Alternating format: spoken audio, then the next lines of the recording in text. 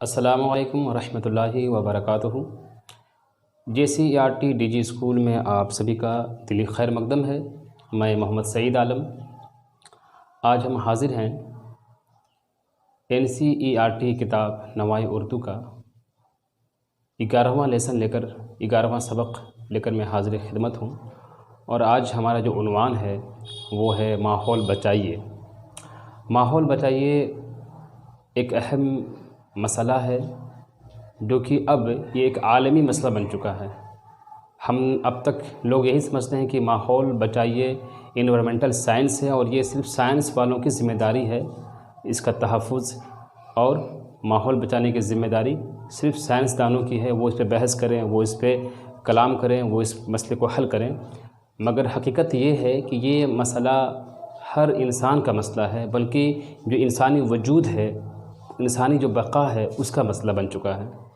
تو اس اہم مسئلے پر ہم کلام کرنے سے پہلے اس کے جو مضمون نگار ہیں وہ ہیں اسلم پرویز صاحب۔ تو سبق کا عنوان سے قبل ضروری ہے کہ ہم ڈاکٹر اسلم پرویز کے تعلق سے مختصر طور پر ہم بیان کرتے ہیں۔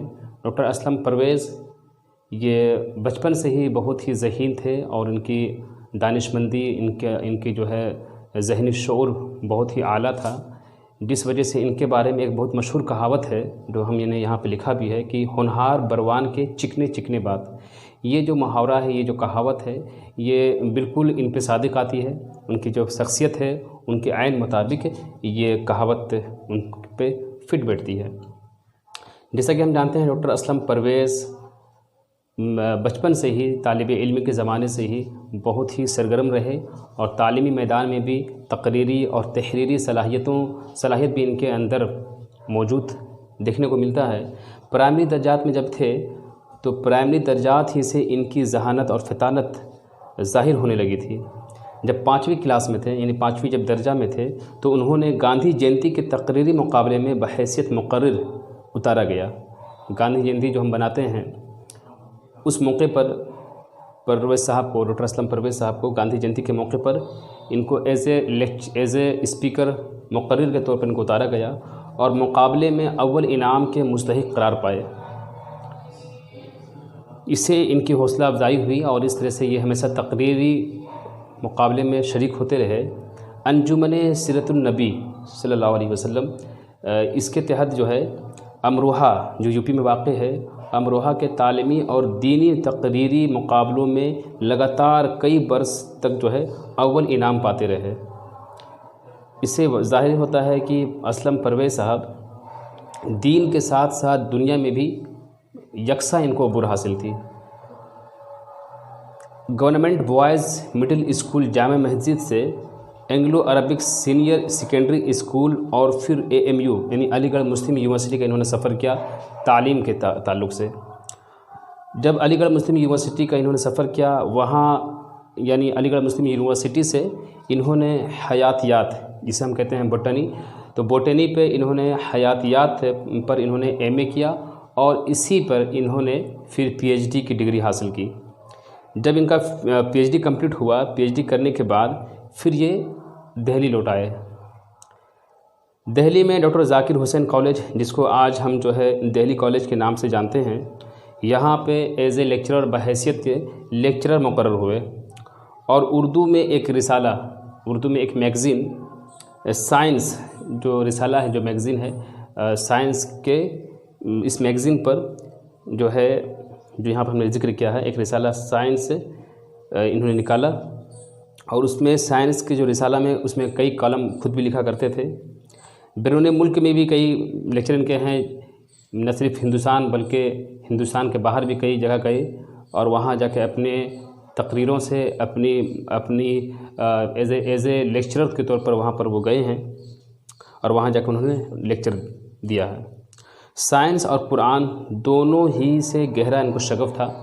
ہم دیکھتے ہیں ڈاکٹر اسلم پرویز چونکہ دینی اور دنیوی دونوں تعلیم کو یہ جاری رکھے، اور ان کا جو اہم جو شغف رہا ہے وہ قرآن اور سائنس دونوں کا یہ تقابلی یعنی موازنہ کرتے ہیں۔ سائنس اور قرآن دونوں ہی سے ان کو جو ہے گہرا شغف ہے. ان کا رسالہ خود کفیل ہے، مطلب جو یہ رسالہ نکالتے ہیں وہ اس رسالے کے خود اس کے کفیل ہیں، وہ خود ہی اس کے مطلب کہ کہہ لیجئے مدیر بھی ہیں اور اس کے فاؤنڈر بھی ہیں. بلکہ اب تک ہم بات کریں تو 162واں شمارہ ان کا شائع ہو چکا ہے، جو رسالہ یہ شائع کرتے ہیں.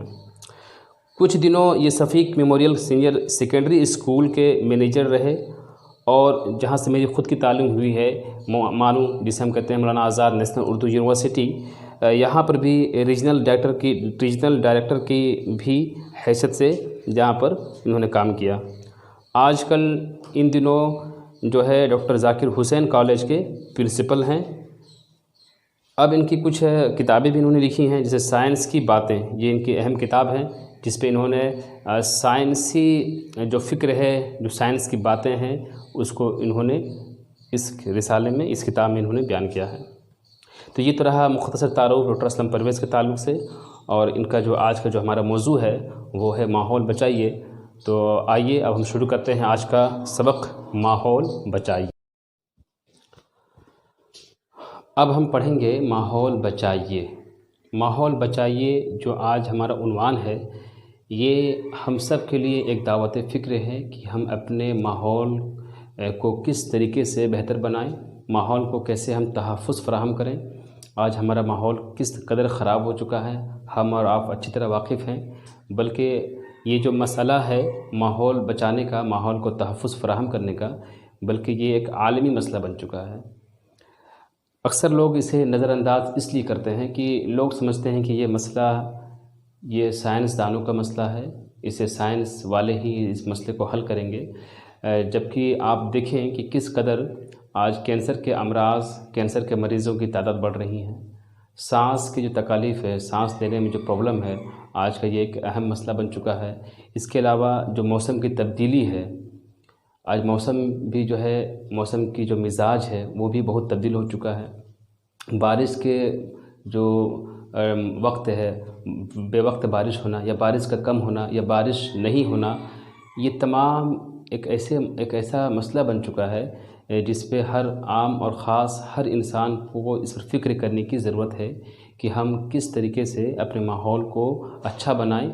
چونکہ ماحول اور انسان کا بہت ہی گہرا رشتہ رہا ہے. یا یوں کہیں کہ جب سے انسانی وجود، انسان کا وجود جب سے ہے، اور جب کبھی بھی انسان جو ہے بسنے کا عمل ہوا ہے، انسان جب بستیاں آباد ہوئی ہیں، تو یہ انسانوں کا جو بسنے کا عمل ہے وہ ہمیشہ ماحول کے ارد گرد ہی بسا ہے. تو پہلے تو ہم یہ سمجھیں گے کہ ماحول کیا ہے، انوائرمنٹ کیا ہے. اس روئے زمین پر جس میں آج ہم اور آپ آباد ہیں، تو زمین کے حصے پر موجود جو بھی چیز ہیں، جاندار اور بے جاندار اشیاء جو قدرتی طور پر موجود ہیں، جن کو قدرت نے بنایا ہے، جن کو قدرت نے جس کی تخلیق کی ہے، یہی کیا ہے، ہمارا ماحول ہے. اس میں جاندار اور بے جاندار دونوں چیزیں ہیں، چاہے وہ نباتات ہوں، جمادات ہوں، حیوانات ہوں، چرند ہوں، پرند ہوں، شجر ہو، حجر ہو، دریا و سمندر ہو، خشک و تر، یہ تمام چیزیں ماحول کے احاطے میں آئیں گی، ماحول کے اندر میں آئے گا. تو یہ تو رہا ماحول. اب یہ ہمارا ماحول کس کے سبب خراب ہوا، ماحول کیسے آج اس قدر جو ہے ایک مسئلہ بن چکا ہے، جس کا عنوان بھی ہے ماحول بچائیے. تو ہم پہلے یہ سمجھتے ہیں کہ یہ آلودہ کیسے ہوا، اس کے آلودگی کے پیچھے کیا کیا وجوہات رہے ہیں. تو اس سے قبل دیکھتے ہیں کہ آلودگی جو ہے کہتے کسے ہیں. قدرتی ماحول میں جو بھی نیچرل جو سیٹ اپ ہے، یعنی قدرتی ماحول میں ایسے اجزاء، ایسے چیز کا شامل کرنا جس کی وجہ سے ماحول میں منفی اور ناخوشگوار تبدیلی رونما ہو. یعنی جو قدرتی جو نظام ہے، جس کو قدرت نے جس سے بنایا ہے، اس میں انسان کے ذریعے سے یا جس بھی وجہ سے اس میں ایسے اجزاء کا، ایسے چیزوں کا اس میں شامل کرنا جو کہ نگیٹو، منفی ہو، اور جو ماحول میں ایک ناخوشگوار تبدیلی پیدا کرے. جیسے کہ آپ دیکھ رہے ہیں کہ بارش کا نہیں ہونا یا بارش کا کم ہونا، دریا و سمندر کا سوکھ جانا، آج ہماری جو ندیاں ہیں، تالاب ہیں، چشمے ہیں، آج یہ سب گندہ ہو رہی ہیں. تو یہ رہا آلودگی کسے کہتے ہیں، یہ بات واضح ہو گئی۔ اب سمجھتے ہیں پہلے آلودگی کے کتنے اقسام ہیں، اس کے قسمیں ہیں۔ تو دیکھیں، زمینی آلودگی، فضائی آلودگی، آبی آلودگی، شور کی آلودگی، ماحول کی آلودگی۔ زمینی آلودگی آپ سمجھ سکتے ہیں کہ آج جو ہے ہمارا زمین، جس پہ ہم اس روئے زمین پر دیکھیں تو زمین ہمارا بنجر ہو چکا ہے۔ اس کا جو اپجاؤ کی جو کیپیسٹی ہے، آج زمین دن بدن اس کا بنجر ہوتا چلا جا رہا ہے۔ اس کا اہم وجہ کیا ہے کہ جنگلات کا بے تحاشا آج ہم جو کاٹ رہے ہیں، جس کی وجہ سے زمین کا جو منرلز ہے، زمین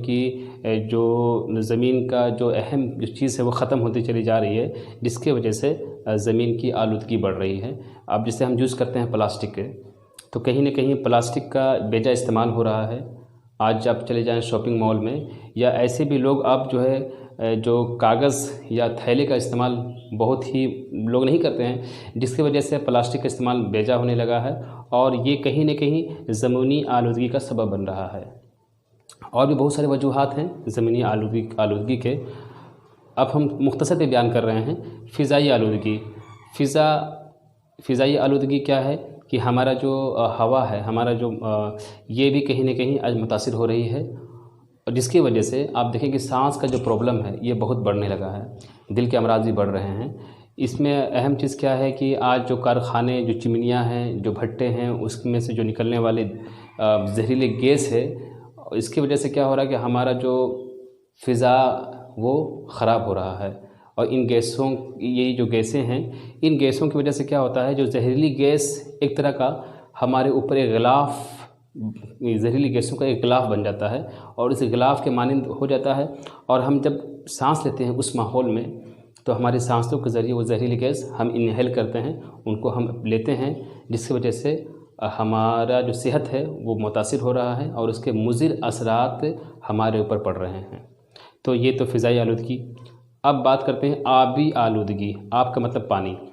آبی آلودگی میں بھی یہ ہے کہ پہلے آپ دیکھتے ہوں گے کہ پانی بہت ہی صاف شفاف ہوتا تھا، کہ ہم چشموں کے ذریعے پانی پیتے تھے، تو چشمے میں آپ دیکھیں گے تو بالکل آپ کو تہہ کی چیزیں بالکل صاف اور واضح دکھیں گی، مگر آج آپ جب معائنہ کریں، بغور دیکھیں پانی، تو ہمارا پانی بھی کیا ہو چکا ہے، گندا ہو چکا ہے۔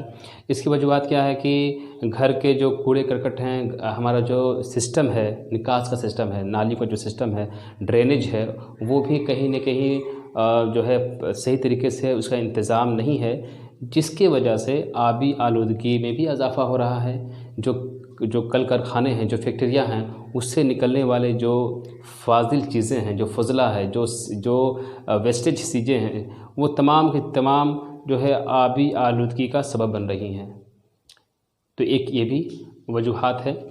اب بات کرتے ہیں شور کی آلودگی۔ شور کی آلودگی آج جو ہے ہم موٹر سائیکل، موٹر بائک میں جو ہارن یوز کرتے ہیں، وہ بھی اس کا بھی جو بہت زیادہ ساؤنڈ کا استعمال کرنا بھی شور کی آلودگی ہے۔ موسیقی ہے جو ہم سنتے ہیں میوزک کے، وہ بھی اگر ہم بہت زیادہ ساؤنڈ میں سنتے ہیں تو وہ بھی جو ہے شور کی آلودگی کا سبب بنتا ہے۔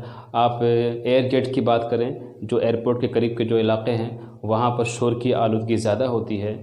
تو یہ اس طرح سے یہ شور کی آلودگی کے یہ سب سبب ہیں۔ یہ تمام چیزیں کو ملا کر ہم کہہ سکتے ہیں کہ اس طریقے سے ہمارا ماحول کی آلودگی میں اضافہ ہو رہا ہے۔ جو ہمارا جو ماحول جو پہلے تھا، آج کی صورتحال ہے، وہ بہت ہی تشویشناک ہے، اور ہمیں فوری طور پر قدم اٹھانے کی ضرورت ہے، تبھی جو ہے ہمارا ماحول اور ہماری انسان، یعنی جو حضرت انسان کی بقا، ان کا وجود جو ہے قائم و دائم رہ سکتا ہے۔ اچھا، اس کی اب کیا اثرات پڑ رہے ہیں؟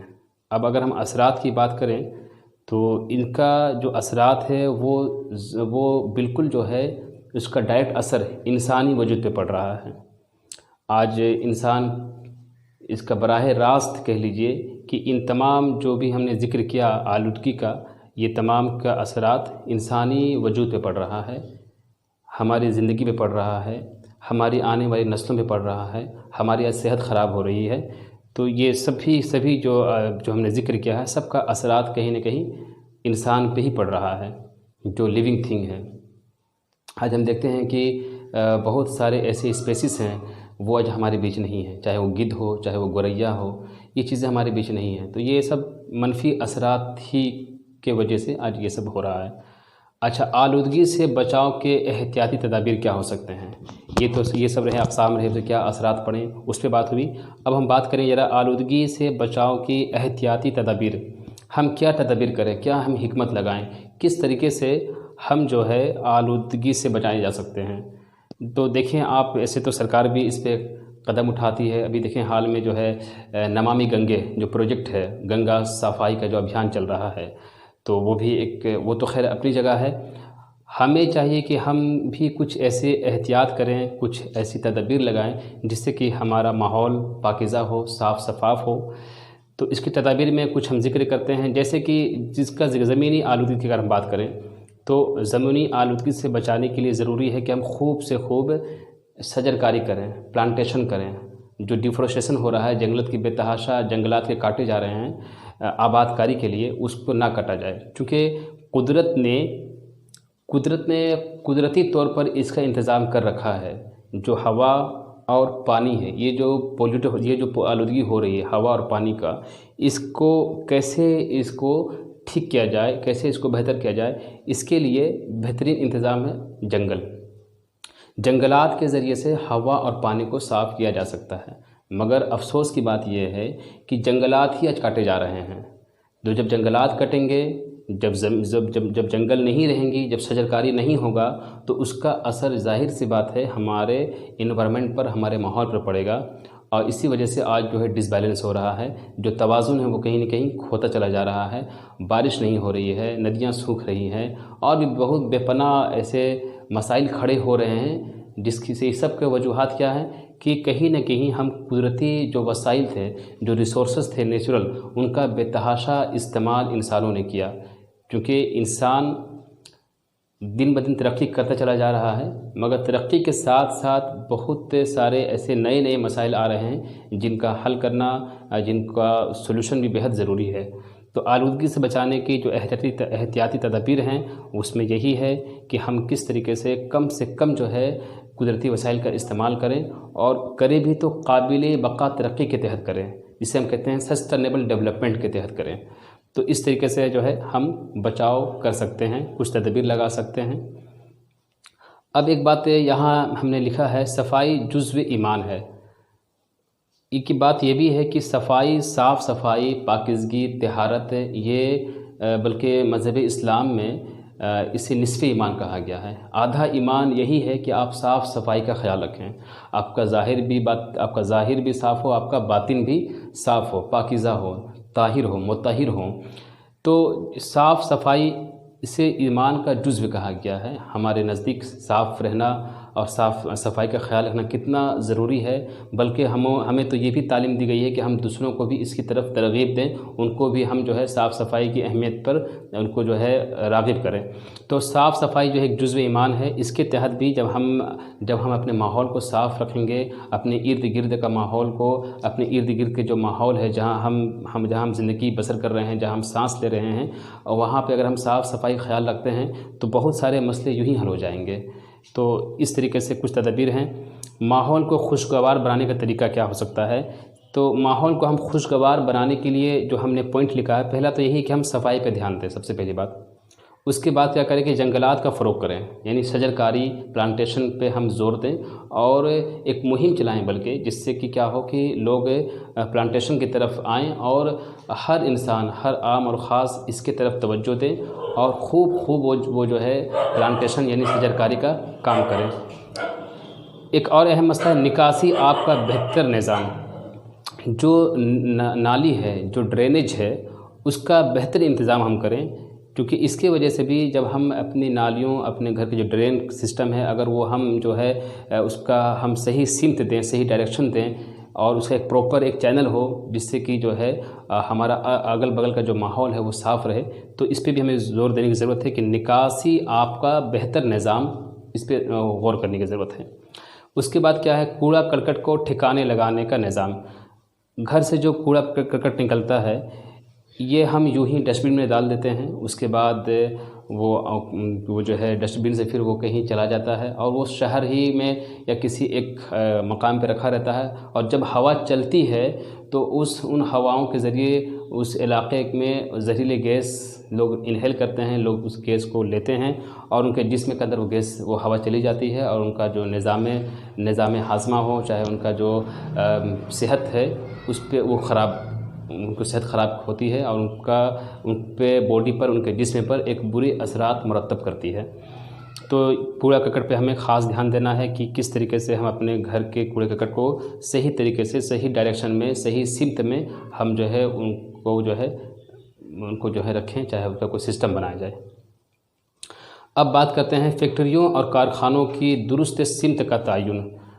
आज शहरों के दरमियान या आप देखते हैं कि जो भी फैक्ट्रीज़ है, रीफैक्ट्रीज़ की बात करें, कारखानों की बात करूं, तो इन सब को शहर से एक दूर इलाके में शिफ्ट करना चाहिए जहां पे आबादी कम हो, ताकि उसके असरात, चूँकि चिमनियों से निकलने वाले जो जहरीली गैसेस है उसके वजह से कि वहाँ के अवामी लोगों को, वहाँ के इलाकाई लोगों के उसके सेहत पर उसका मुज़िद असर पड़ता है, नुकसान के बाइस बनते हैं। इसलिए ज़रूरी है कि फैक्ट्री और कारखानों का जो सिमत है, उनको जो डायरेक्शन है उनको सही जगह पे उस तरह के फैक्ट्रीज़ को इस्टेब्लिश किया जाए जिससे कि कम से कम जो है नुकसान हो इंसानी वजूद पर।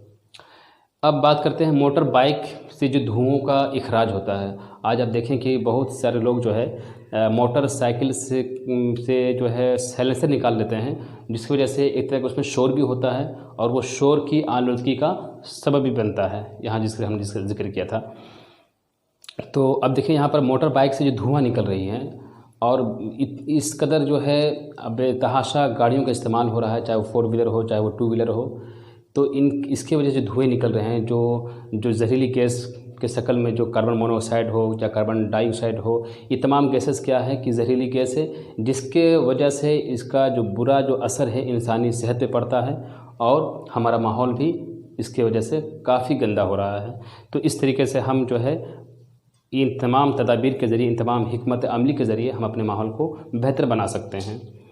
अब देखिए कुछ बात यहाँ अर्ज़ करना चाहेंगे कि कुछ क्वेश्चन जो आपकी किताब में शामिल है, सनती इनकलाब से हमारे कुदरती वसाइल किस तरह मुतासिर हुए। जब सनती इनकलाब आया, बेशक सनती इनकलाब के ज़रिए इंसानी ज़िंदगी, इंसानी वजूद को तरक्की तो मिली, मगर जो कच्चा माल है, जो रॉ मटेरियल है, उसके लिए बेतहाशा जंगलात की कटाई हुई, जिसकी वजह से इंसान तरक्की ज़रूर किया। सनती इनकलाब की वजह से ख़ाम माल, जो कच्चा माल है, जो रॉ मटेरियल है, जंगलात काटे गए और मादनियात यानी जो मटेरियल है, यानी जो मिनरल्स है, उनका बेतहाशा निकाले गए और इसके सबब क्या हुआ कि हमारी जो ज़मीन है वो बंजर हो गई और हवा आलूदा हो गई। मौसम का जो मिजाज है वो भी बदल गया, दरिया का पानी खुश्क होता चला गया।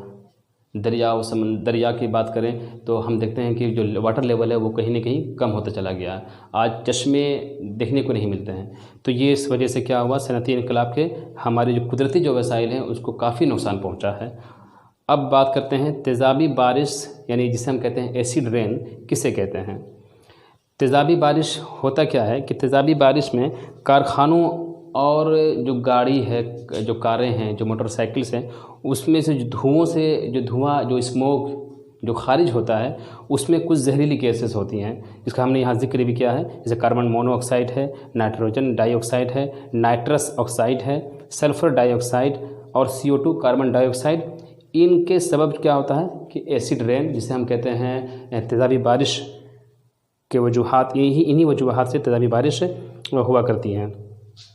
ये गैस बारिश के पानी में मिलकर, ये जो गैसेस का जिक्र हमने किया है, ये तमाम जो गैसेस हैं ये बारिश के पानी में मिलकर तेज़ाबी बारिश होती है, जिसकी वजह से जो हमारा मोन्यूमेंट्स है, जो इमारतें हैं, जैसे कि ताजमहल है, जो भी इस तरह के जो इमारतें हैं, उसके पर ये बारिश की बूंद पड़ने से उसकी जो खूबसूरती है वो कहीं न कहीं ज़ाइल हो रही है। और ये ये कारखाने की जो चिमनियाँ हैं, उन चिमनियों से की वजह से ये बारिश के पानी में मिल जाते हैं और मिलने के बाद ये एसिड रेन यानी तेज़ाबी बारिश होती है।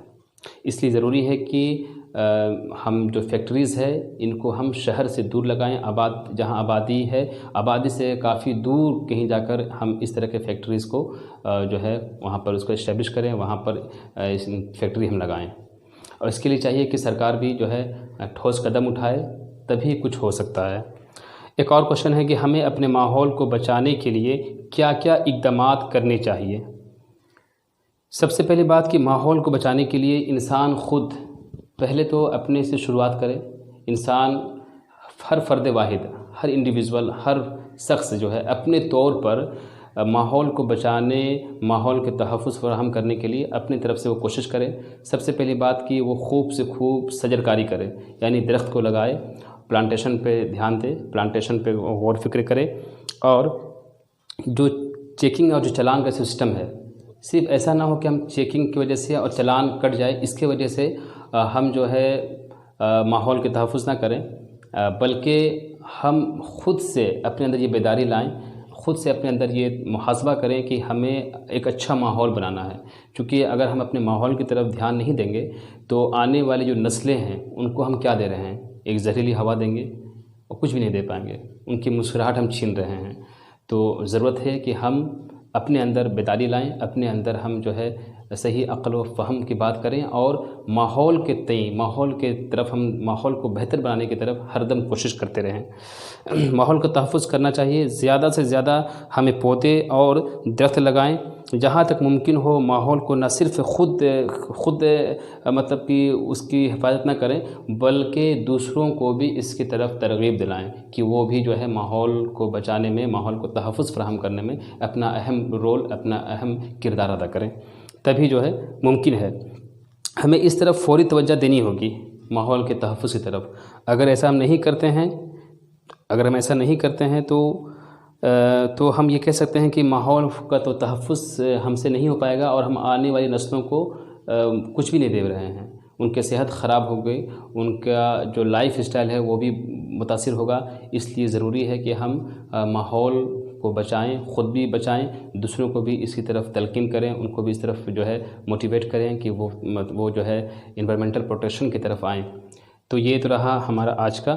اچھا، ایک بات اور ہم بولنے بھول گئے یہاں پہ، اس وجہ سے جو ہے نا، اگر ہم ماحول کے تحفظ فراہم نہیں کرتے ہیں تو ہمارا جو ایکو سسٹم ہے، ہمارا جو قدرتی جو نظام ہے، یہ کہیں نہ کہیں اس کا توازن کھو دے گا اور ڈس بیلنس ہوگا، اور اس کے بے شمار اس کے جو ہے غلط نتائج آئیں گے۔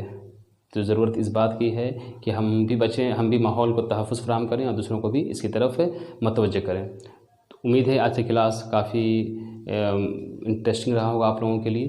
آئندہ کلاس میں ہم پھر کسی اور عنوان کو لے کر حاضر خدمت ہوں گے۔ جزاکم اللہ خیر، وحسن جزا۔